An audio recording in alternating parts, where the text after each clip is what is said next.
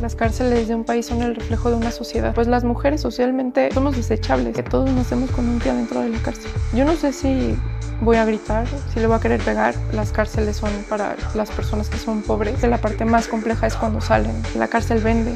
Quien esté a favor de la cárcel es como si estuviera a favor de un país más seguro y en realidad no. Majo, se considera que la cárcel siempre es un espacio de castigo, pero de vez en cuando podemos ver la cárcel como un espacio donde la herida todavía se agrava cada vez más. Tú trabajando tanto tiempo con las personas que están adentro de la cárcel, ¿cómo estás viendo la cárcel en sí? Pienso que la cárcel es... dicen por ahí que las cárceles de un país son el reflejo de una sociedad. Y no solo como la sociedad, cómo se maneja políticamente, socialmente, o sea, es en realidad el reflejo de, yo creo, a nivel conciencia de en dónde estamos parados. Y bueno, sí, yo veo que ahí hay muchas personas con mucho dolor. Eh, me ha tocado en muchas ocasiones que han sido personas que en su vida pues han vivido con carencias. Lamentablemente las cárceles son para las personas que son pobres. Vaya, alguien que tiene dinero, poder, jamás va a pisar una cárcel. Son personas en su mayoría que vivieron como un chorro de falta de oportunidades, de amor, y yo creo que ese es como el síntoma, ¿no? Y volteando a ver allá, si nos permitimos tantito voltear a ver lo que se vive en las cárceles, yo creo que pudiéramos prevenir que, que las injusticias sigan, que la violencia siga, que los delitos sigan ocurriendo incluso, ¿no? O sea, muchas veces me dicen como, es que tú eres antipunitivista porque, a ver, ten ahí a los rateros en tu casa o ten a los homicidas en tu casa. Pues no se trata de eso, ¿no? Se trata de verdaderamente cuestionarnos en dónde estamos parados como sociedad, y voltear a ver a las cárceles significa también prevenir las injusticias, los delitos y las violencias. Sí, en muchos casos la crítica viene de extremidades, ¿verdad? Como llevarlo a un lugar extremo y decir, bueno, estás en contra de eso. Hay que encontrar, por más que la palabra gris suena como algo ambiguo, pero sí, de vez en cuando hay que encontrar esos grises, ¿no? Un punto de equilibrio. Sí. Cuando estás hablando del dolor y tanto trauma dentro de la cárcel, ¿qué internamente te permite estar ahí a lo largo de años investigando, trabajando con las personas, encontrando herramientas? ¿Cuál fue esa motivación inicial para poder acercarse a un lugar donde la saturación del dolor es muy alta? Es algo que me sigo preguntando todos los días, pero creo que la respuesta más completa que tengo hasta ahora es hacerlos visibles, que se sientan personas que valen, que se sientan personas que los volteamos a ver y que las volteamos a ver. O sea, yo creo que hemos vivido, no solo en las cárceles, también hay personas migrantes, personas en situación de calle, hay poblaciones a las que poco volteamos a ver. ¿Y por qué no voltearlas a ver, no? Son personas, somos personas. Hay que agarrar el toro por los cuernos, y creo que va hacia allá, hacia que se sientan que su vida vale, que también tengan esta posibilidad, o personas que crean en ellos y en ellas, para quien sí cometió un delito, hacerse responsables, como en esta responsabilidad más allá de lo legal o lo jurídico, esta responsabilidad que implica hacerte cargo de las acciones que en algún momento has tomado. Todos hemos tomado decisiones más conscientes, más inconscientes, hacerse cargo de, y a partir de eso que exista una posibilidad de reescribir su historia, de volver a vivir algo diferente. Yo creo que esa oportunidad la tendríamos que tener todas las personas, independientemente de nuestro pasado, porque ¿De qué nos sirve castigar eternamente a alguien que le hizo daño a alguien más? O sea, entiendo, tienen que haber sanciones, se tienen que dar cuenta y nos tenemos que dar cuenta de nuestras acciones de alguna u otra manera, pero no le encuentro como la mayor funcionalidad socialmente que estén eternamente castigados, ¿no? Hay sentencias altísimas de arriba de los 200 años, 2000 años, en algunos países pena de muerte. A mí no me hace sentido. Hay gente que sí comulga con eso, pero yo creo que eso nos rompe más el tejido social en lugar de que se construya algo distinto. Muy interesante porque mencionaste que la cárcel refleja cómo está la sociedad y siempre pensamos que para sanar la sociedad, voy a usar esa palabra que se usa ahora muchísimo, hay que enfocarnos en las personas para que sean más espirituales, etcétera.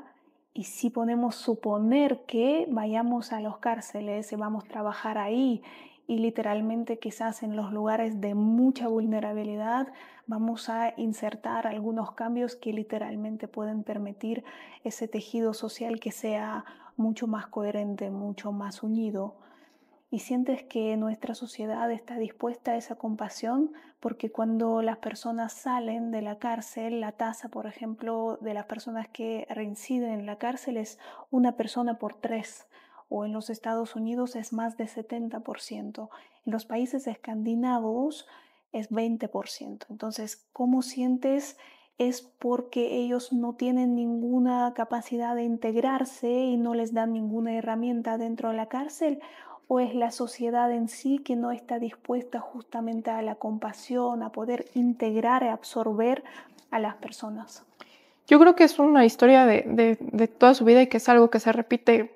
Si son personas que desde niños vivieron en zonas marginadas, donde tampoco volteamos a ver, porque muchos crecen en el barrio y ahí, bueno, no, porque muchos dicen que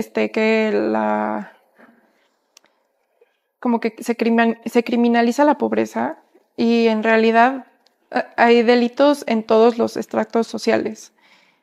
Solo que como decía al principio, a alguien rico, con poder, sobre todo si son hombres, vaya, o sea, como esta pirámide sí de privilegios, pues difícilmente va a pisar una cárcel, o si pisa una cárcel seguramente será como más una cuestión política, pero no es lo mismo. Entonces, bueno, vienen de lugares completamente marginados, la gran mayoría de ellos, y en el momento en el que pisan la cárcel, a lo que se enfrentan también es a la falta de oportunidades ahí adentro. Por ejemplo, en el caso de Zacatecas, estuve viviendo por allá unos meses. Hay un centro que es el de Cieneguillas, Zacatecas, que por muchísimos años estuvo cooptado por el crimen organizado. Cuando llegué ahí y vi a las personas, al final eran personas que lamentablemente pues vienen de la precarización absoluta y que el Estado ni siquiera les provee sus derechos ahí, ¿no? Nos decían, es que quiero estudiar, quiero salir adelante, quiero acabar mi primaria, mi secundaria, y ni siquiera el INEA, el Instituto Nacional de Educación para el Adulto, o la SEP, se atreven a ir ahí. Entonces, ¿cómo queremos transformar la realidad, ¿no? ¿Cómo queremos prevenir el delito si ni siquiera les estamos brindando esas oportunidades? Y también muchas veces me ha tocado que como de, ay, si me dicen, Majo, ya voy a quedar libre, ya voy a salir. Y como que es una emoción y una euforia, pero al mismo tiempo es una preocupación enorme porque han vivido tantos años adentro, arriba de 10 años, o sea, nosotros lo podemos ver, de 2 años para acá ya tenemos una inteligencia artificial enorme, o sea, vaya, la sociedad la tecnología va evolucionando a pasos agigantados, y para ellos salir es, ¿a qué me voy a enfrentar una vez que esté afuera? No, lamentablemente, muchos regresan al barrio que los orilló de alguna manera a delinquir. Otras personas dicen, yo ya no quiero nada que ver ahí, pero ¿a dónde voy? ¿No? Y si, por ejemplo, se les garantizaran sus derechos laborales, incluso estando en prisión, ellos podrían tener como no recuerdo bien lo de las casas, ¿cómo se llama? El Infonavit.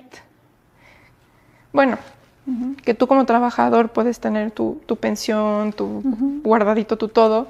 Como un seguro, digamos. Como un seguro, sí. Ellos podrían entonces irse a otro lado, tener pues una casita, un empleo asegurado. Y la realidad es que no, salen a un mundo completamente hostil.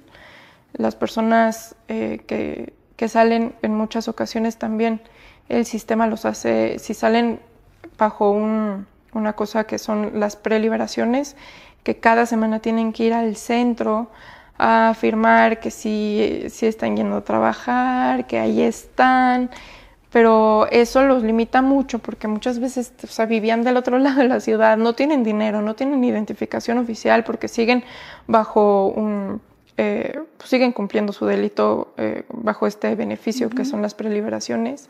Entonces, vaya, híjole, Poli, es complicadísimo. Yo creo que la parte más compleja es cuando salen, porque salen, no tienen ni documentos, no tienen trabajo, su familia en muchas ocasiones se rompen los lazos familiares y sobre todo las mujeres. Yo creo que las mujeres son el triple de castigadas que los hombres. Y con un estigma, me imagino, tremendo. Enorme, enorme. Pues las mujeres socialmente somos desechables. Es tristísimo, pero en las cárceles lo puedes ver. En los reclusorios de hombres, afuera ves a todas las mujeres, a las mamás, a las esposas, a las hijas, haciendo filas eternas para pasar a visitar a sus hombrecitos. Y en las cárceles de mujeres no ves a nadie. Ellas ahí adentro hacen su propia familia. Y cuando salen, pues ¿a qué salen? Entonces, muchas veces incluso me ha tocado conocer a personas que han estado en repetidas ocasiones, que son reincidentes, lo que mencionabas, a propósito, porque no tienen nada acá afuera. Y entonces reinciden para tener pues garantizado qué comer, en dónde dormir. Y pues eso de qué nos habla como sociedad, ¿no? ¿Y qué sientes? ¿Qué tipo de técnicas, programas les podrían ayudar con esa integración estando adentro de la cárcel? Porque cuando estamos hablando de la cárcel es un espacio donde se ejerce el poder, para poder mostrar al ser humano que tú eres nadie, ¿no? Para poder humillar al ser humano, a través de esa humillación supuestamente enseñar cómo se debe portarse. Pero adentro de este procedimiento lo que sucede es se rompe la voluntad. Y tengo una amiga que trabajaba mucho justamente en el departamento de encontrar varias herramientas para poder reintegrar a las personas, y lo que ella decía que no siempre están dispuestos a aprender algunas cosas nuevas porque no entienden el porqué, digamos, o ya la voluntad no está funcionando, pero quizás no es por su propio error, que son vagos o bueno, tienen mucha pereza, sino porque verdaderamente es un espacio donde a lo largo de años te están rompiendo la voluntad.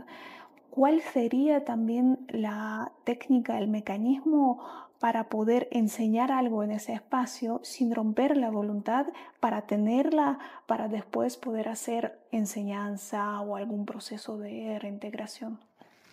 Si algo me han enseñado es esta palabra que acabas de mencionar, la voluntad, que no solo aplica para las personas que están en prisión o que han salido, yo creo que aplica para todo ser humano.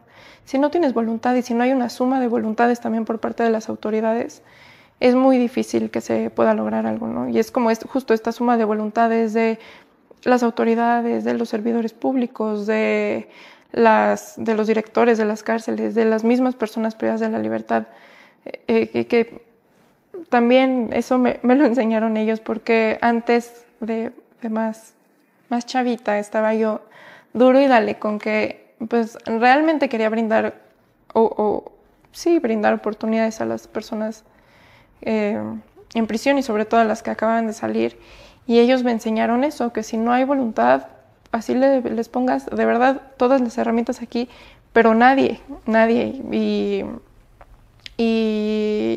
y para hablar de quien sí tiene voluntad de salir adelante, no sé si es porque soy psicóloga, pero yo diría que la salud mental es fundamental para saber su valor, para que se conozcan a sí mismos, para romper con patrones y para encontrarle un sentido también.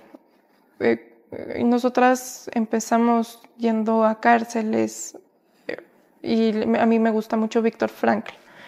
Y entonces suelo platicarles de Viktor Frankl y de cómo en los campos de concentración pues él encontró su sentido de vida y que la última de las libertades humanas es la actitud con la que tomas las cosas. Y eso a muchos de ellos les hace sentido, pero yo creo que no puedes llegar a ese punto si no te volteas a ver primero como hacia adentro y ver hacia las verdaderas profundidades de tu ser, con qué has crecido, ¿no? ¿Cuáles son los dolores? ¿Qué le duele a Majo de chiquita, a Polina de chiquita, a Juan de chiquito? Vaya, como ir caminando todas esas etapas, cerrar duelos no resueltos. Muchas personas ahí incluso pues como que se van escondiendo, se van creando como caparazones, de tal manera que estar ahí pues son como mecanismos de defensa, ¿no? De que si le vas escarbando esos caparazones, llegas a ese ser interior que todos tenemos y a partir de ahí que ellos empiecen a sensibilizar también con lo que existe dentro de ellos. Se me quedó muy marcado un caso en una cárcel de máxima seguridad aquí en la Ciudad de México. Y llegamos, yo tenía, pues no sé, como 22 años, estaba muy, muy chiquilla. Y llegamos a esa cárcel y como salen solo 1 hora al día, el resto están pues encerrados entre barrotes con celdas de concreto, muy frío. Y cuando llegamos ahí, para ellos fuimos muy sospechosas. Y era como, ¿qué hacen estas aquí? Incluso nos decían como, ¿qué buscan? ¿Por qué están aquí? O sea, imagínense desconfiar de alguien a ese nivel, ¿no? O sea, ¿por qué vida tienes que pasar para que cualquier ser humano que se te ponga enfrente, tú desconfíes y digas algo quiere a cambio? No queríamos nada a cambio. Y entonces, como buenas cárceles de hombres, pues nos voltean así como todos machos y yo soy el más malo y no yo soy el más malo y por apodos y por jerarquías adentro de la cárcel. Y al final a mí me vale eso. Me vale si eres el presidente de la República, la presidenta de la República, o si eres el jefe de tu celda, me da igual. O sea, eres un ser humano como todos los que estamos aquí. Uh-huh. Y entonces fuimos rascando hacia quiénes eran estas personas desde chiquitos. Y hubo varios que se me quedaron muy marcados, grandes maestros de vida, que en una ocasión, uno de ellos, su caparazón empezó a crecer cuando murió su bebé. Su bebé pues nació y a los días falleció.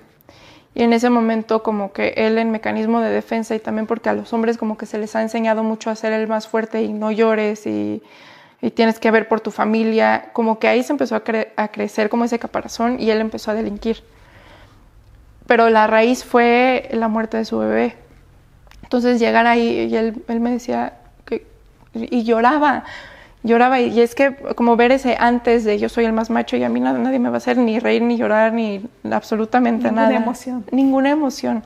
A llorar y que entre ellos les decíamos, es que están viviendo prácticamente lo mismo, ¿por qué no? En lugar de creer que el de al lado es mi enemigo, ¿por qué no creer que puedo aliarme contigo y atravesar esto juntos? Y entonces llegó un momento donde ellos también se abrazaban y lloraban juntos.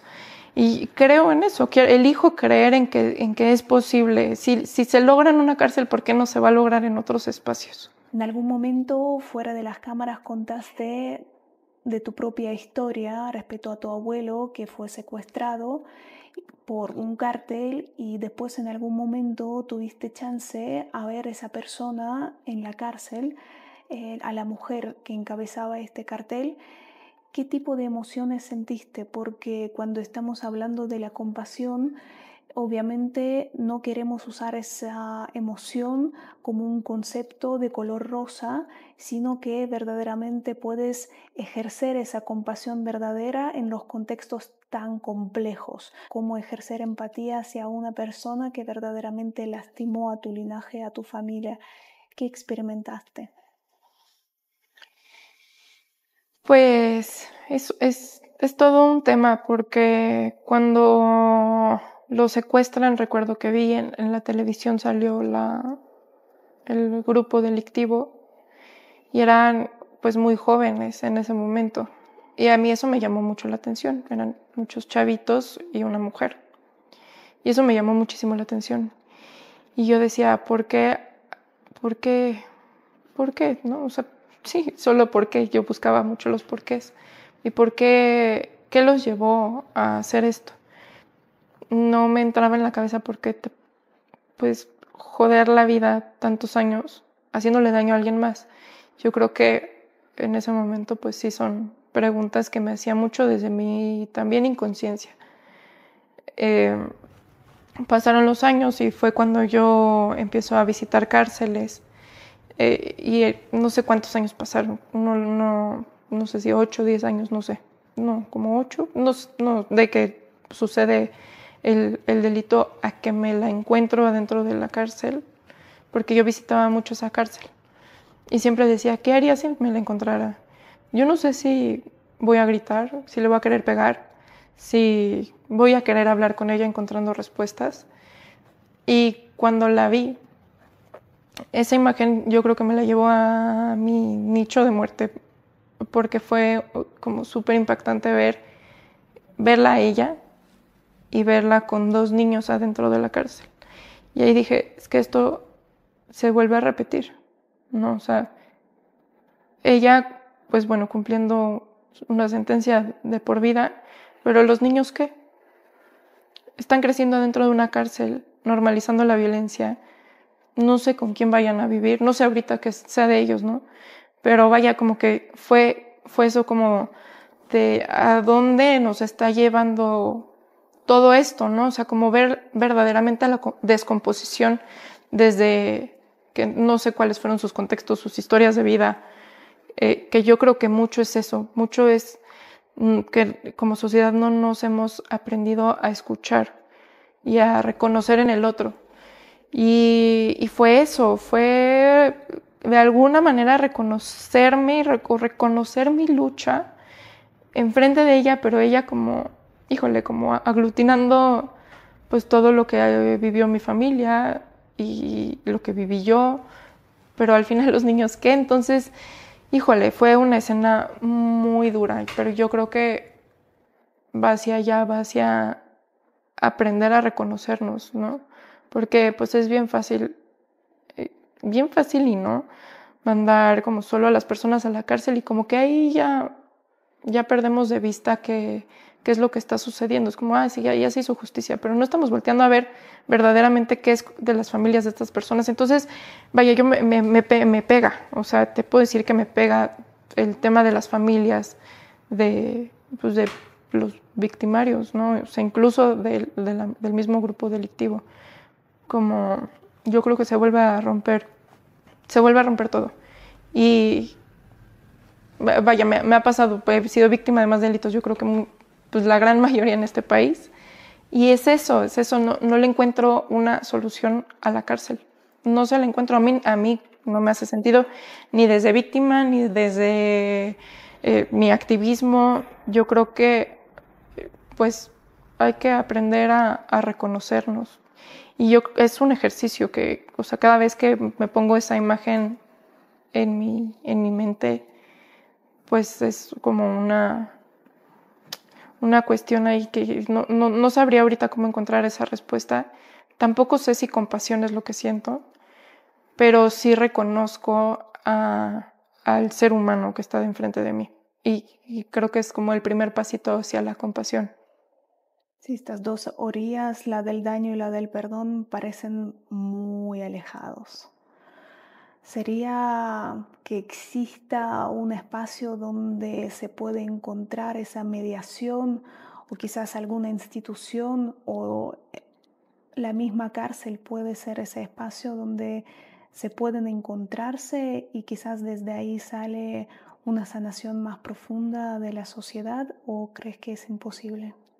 Yo creo que sí, y yo creo que regresamos al tema de voluntades, pero vivimos en una sociedad tan punitiva que desde chiquitos nos enseñan a ser punitivos con nuestros propios compañeros en la escuela, por ejemplo, ¿no? Así de, ay, el tonto, y entonces el tonto que se vaya a la esquina está ya con orejas de burro, por poner un ejemplo así súper, eso ya es punitivismo, y desde ahí se construye como un rechazo hacia quienes no cumplen con los estándares de las normas y lo normal y lo que debería ser. Y yo creo que hay que ir rompiendo con eso, ¿no? A ver, o con los bullies en las escuelas, en lugar de expulsarlos, es lo mismo, o sea, está un bullying en un bully en una escuela, lo expulsan, se va a ir a otra escuela y va a seguir siendo bully, si no se atiende el síntoma y las causas realmente.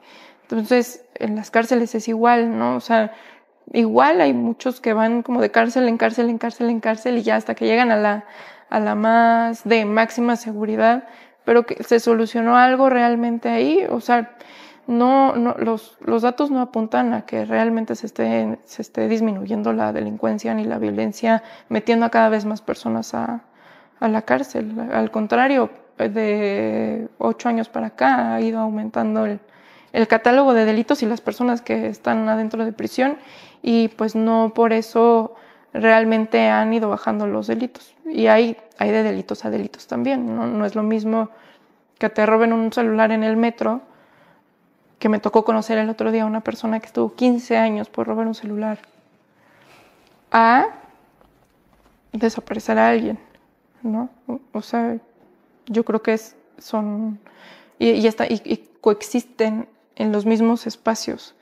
No, yo creo que no debería de ser así. Yo creo que sí tendríamos que empezar a caminar hacia un sistema mucho más conciliatorio de, a ver, sí, ok, me robaste el celular, me metí un susto horrible, estoy con trastorno de estrés postraumático, mejor vayamos los dos a terapia, cada quien, ¿no? Por su lado, pero vaya, yo creo que hay maneras de encontrar formas de solucionar nuestros propios conflictos que no lleguen a la cárcel.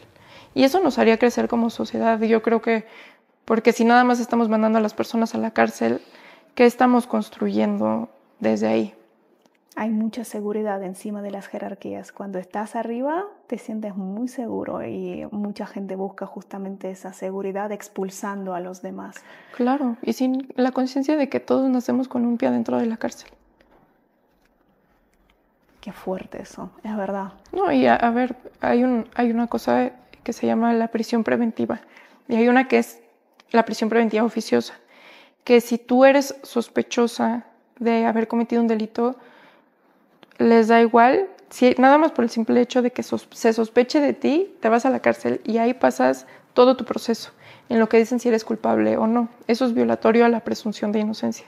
Pero ahora el 40% de las personas que están en prisión en México están por prisión preventiva. O sea, no se sabe si realmente son culpables o inocentes.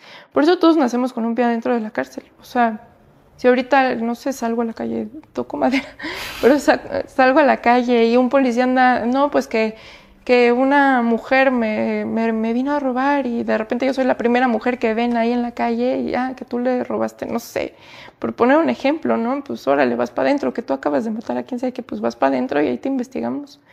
Y, o sea, realmente, pues por eso digo que es agarrar el toro por los cuernos. O sea, es bien fácil ser diputado, senador, legislar para tener más votos y decir, sí, vamos a aumentar a que se vaya a la cárcel la gente que tire chicles o a la gente que, vaya, estoy completamente en contra de que se maltraten a los animales, a cualquier ser vivo. Pero la respuesta no está ahí. Nadie que comete un delito, absolutamente nadie, ve el Código Penal. O sea, no somos conscientes de nuestras leyes. Nadie que comete un delito ve el Código Penal para decir, es que si es robo agravado, pues entonces sí me voy a la cárcel, pero si es robo simple, pues entonces nadie conoce las leyes, ni el Código Penal, ni absolutamente nada. Entonces, o sea, vaya, hay como le dicen populismo punitivo, es gravísimo, gravísimo, pero claro, es que vende, la cárcel vende. Quien esté a favor de la cárcel es como si estuviera a favor de un país más seguro y en realidad no. Y regresando también un poco al entorno de las cárceles, mencionaste las infancias ahí, que según las leyes, no solamente en México, entiendo también en algunos países de América Latina, hasta cierta edad los niños pueden mantenerse o estar adentro de la cárcel con su mamá. ¿Qué tipo de traumas o huellas psicológicas ves tienen estos niños? Porque también fuera de las cámaras me comentaste sobre una historia que te tocó llevar a un niño para ver a su mamá, digamos, para visitar a su mamá en la cárcel.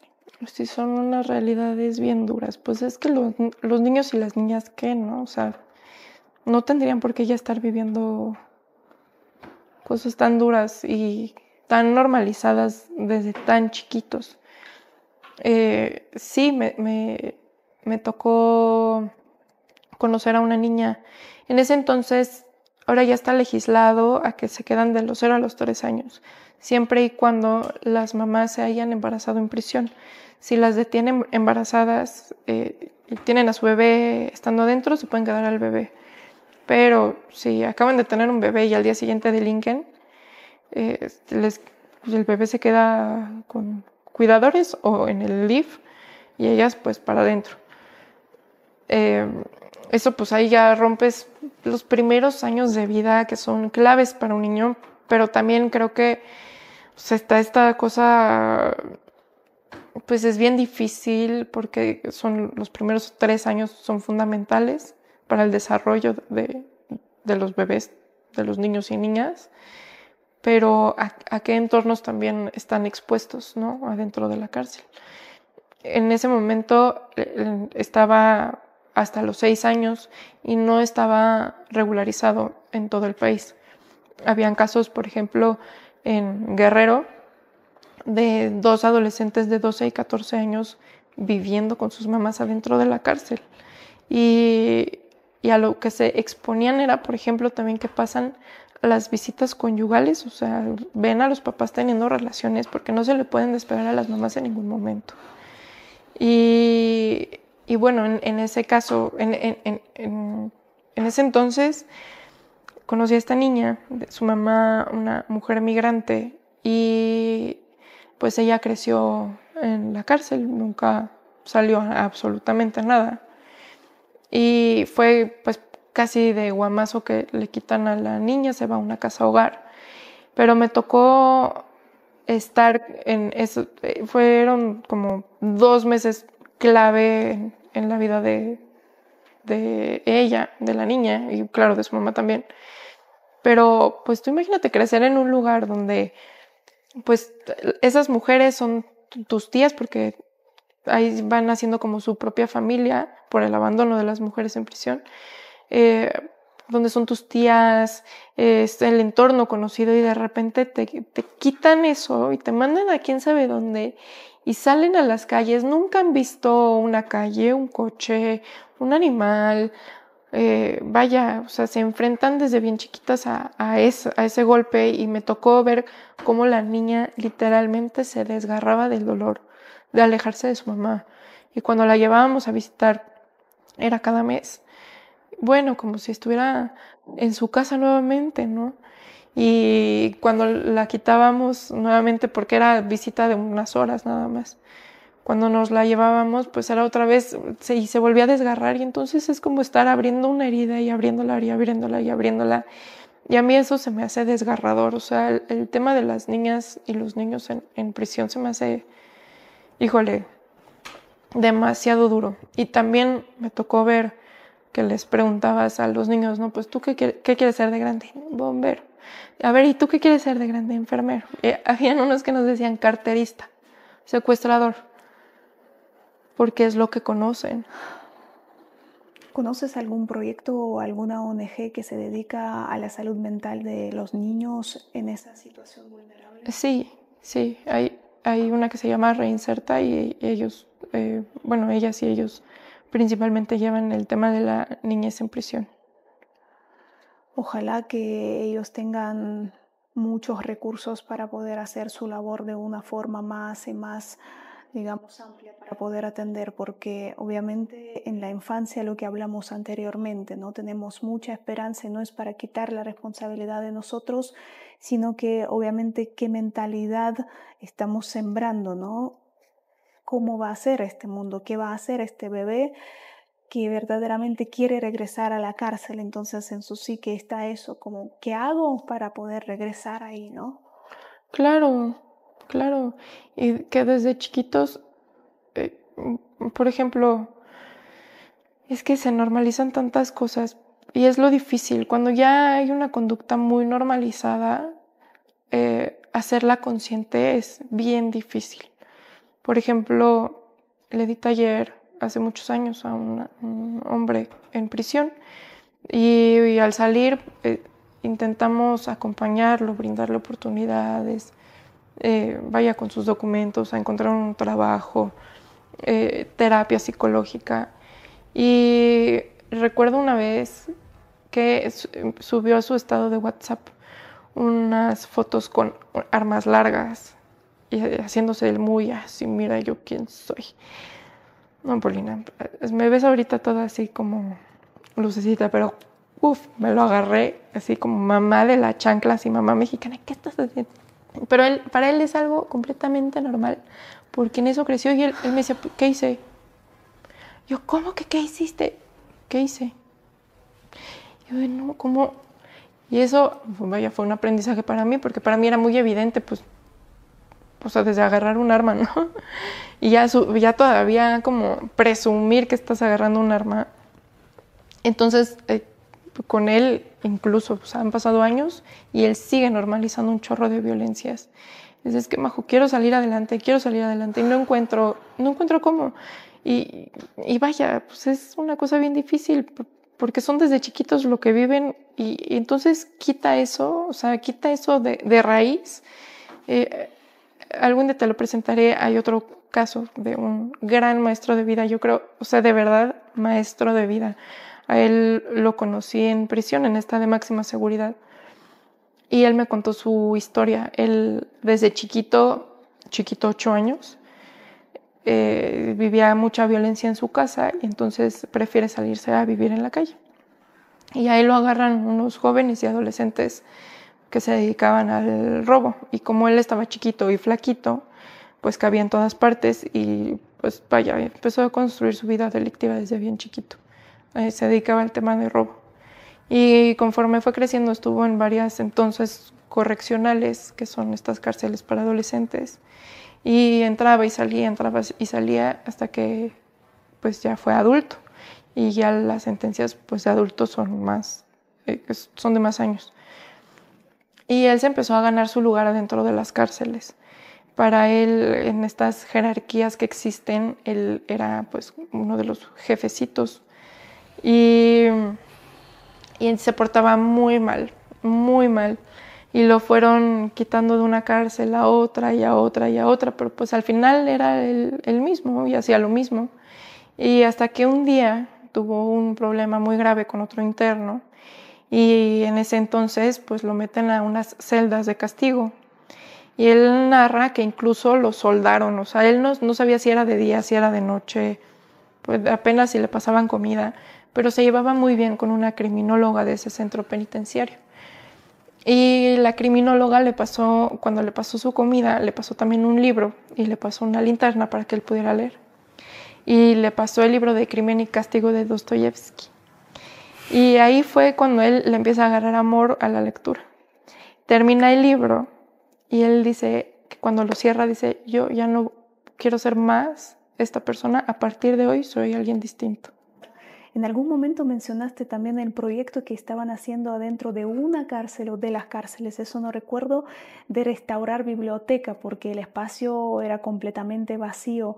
¿Puedes contar de este proyecto en particular y cómo otras personas pueden apoyar ese proyecto o donar para que puedan comprar o recolectar más libros y también de otros proyectos, o sea, círculos terapéuticos que están haciendo adentro de las cárceles? Pues la organización se llama Tras las Rejas y en Tras las Rejas es esto, voltear a ver a las cárceles con el objetivo de construir paz en el país. En esta cárcel de Cieneguilla, Zacatecas, fui hace como 2 años y fuimos a entregar una donación de cobijas. Y ahí les preguntamos qué era lo que necesitaban, y fue cuando nos comentaron que querían terminar sus estudios, su primaria, su secundaria, pero que no iba a ninguna institución a permitirles terminar su primaria y su secundaria. Y entonces ahí yo dije, pues bueno, si Mahoma no va a la montaña, pues entonces lo hacemos al revés. Y pregunté por si tenían una biblioteca y dijeron, no tenemos biblioteca. El entonces director dijo, no, sí hay una biblioteca, y ya pedimos ingresar a la biblioteca, y pues era un espacio completamente vacío. Y ahí fue cuando nace esto de crear como semilleros de paz dentro de las cárceles. Esta era una de las cárceles con más autogobierno por parte del crimen organizado en el país. Y que sí, en estos lugares, focos rojos, lugares donde hay tanta violencia o tanta marginación, también hay posibilidad de construir un poquito un semillero de paz, ¿no? O sea, algo que incluso ellos se apropien de ese espacio, que si llega a haber algún motín, algún lo que sea ese su lugar sagrado, porque es como, por ejemplo, cuando pasa los motines en las cárceles y las capillas que hay adentro, a las capillas no les pasa nada. Todo lo demás vale queso, pero las capillas son como su espacio sagrado. Pues que sí, creamos estos espacios, estos semilleros de paz adentro de las cárceles. Y más que un proyecto de bibliotecas, es un proyecto de cuáles son las necesidades, ¿no? Porque aquí en los centros de la Ciudad de México pues tienen bibliotecas.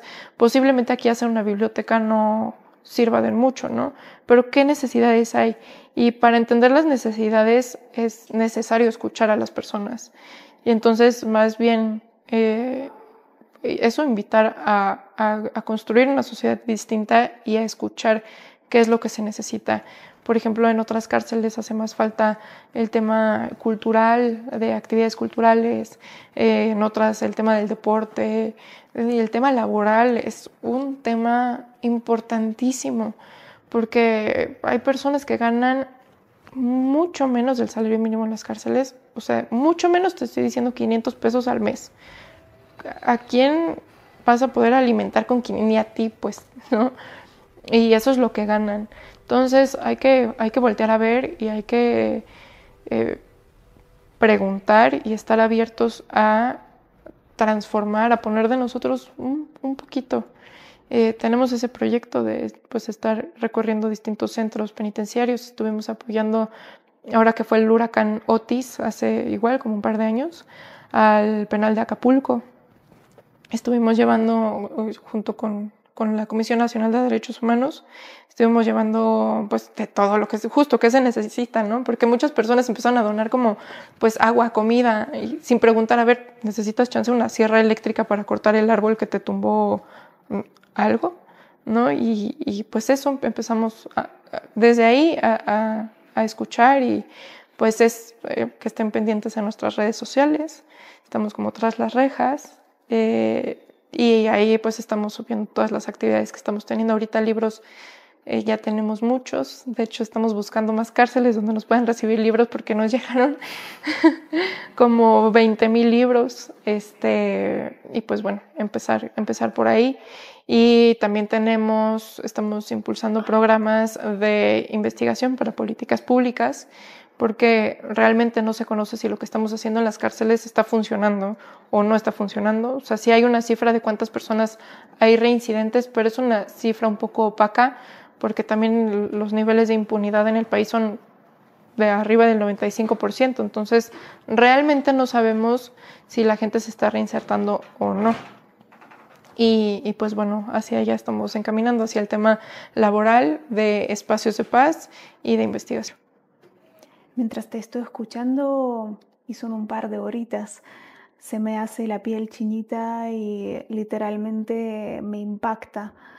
Pero tú dedicaste, no quiero decir horas, son años de trabajo. ¿Cómo pudiste mantener tu propia salud mental y sentiste que en algún momento ya pensabas dejar la causa?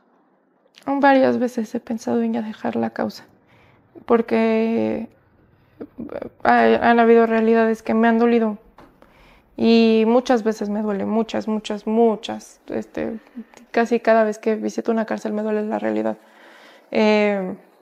Mi salud mental, pues es todo un tema, mi salud mental.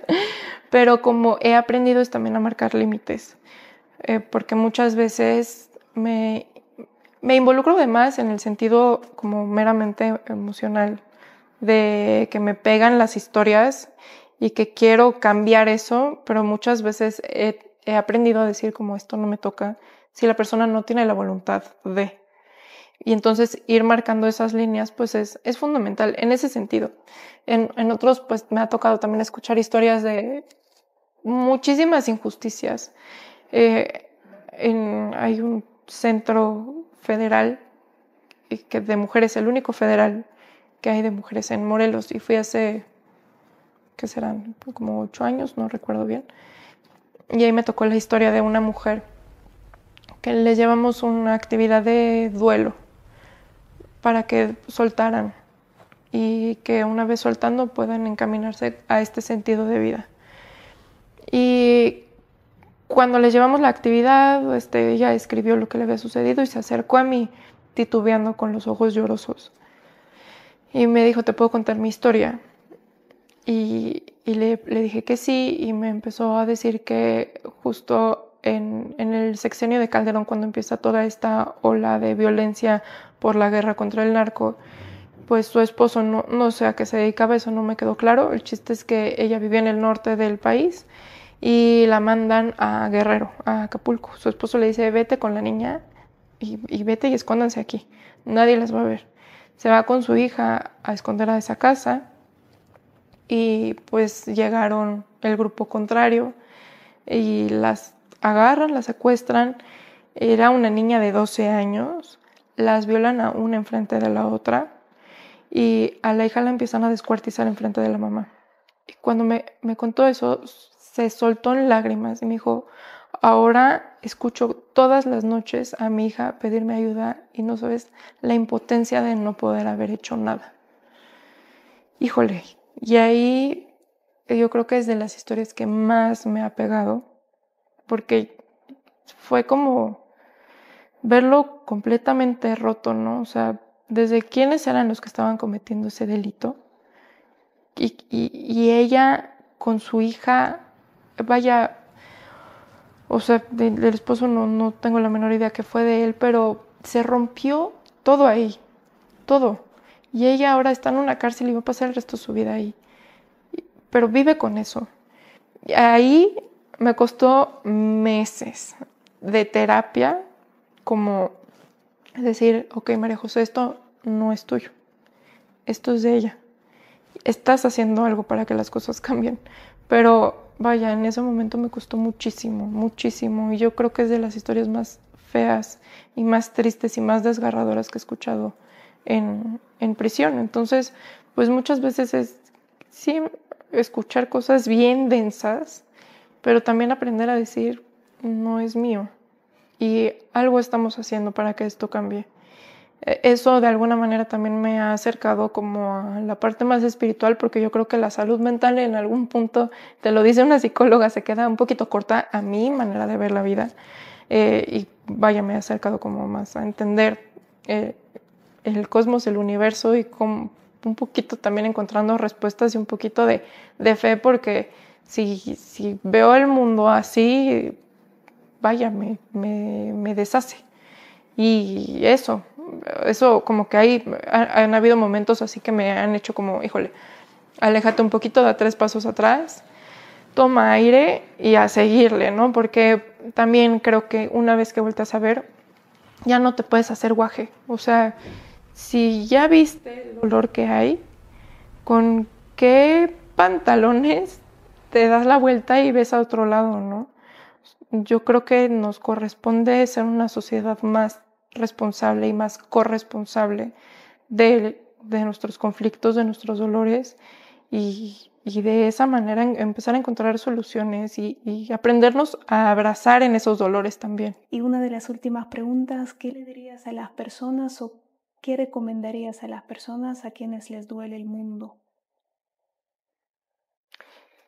A las que ahorita les duele el mundo, que sepan que no están solas, que habemos muchas personas que nos duele el mundo y yo creo que pues viendo desde esta utopía o desde este idealismo, pues qué mejor sería que nos logremos abrazar y saber que no estamos solas.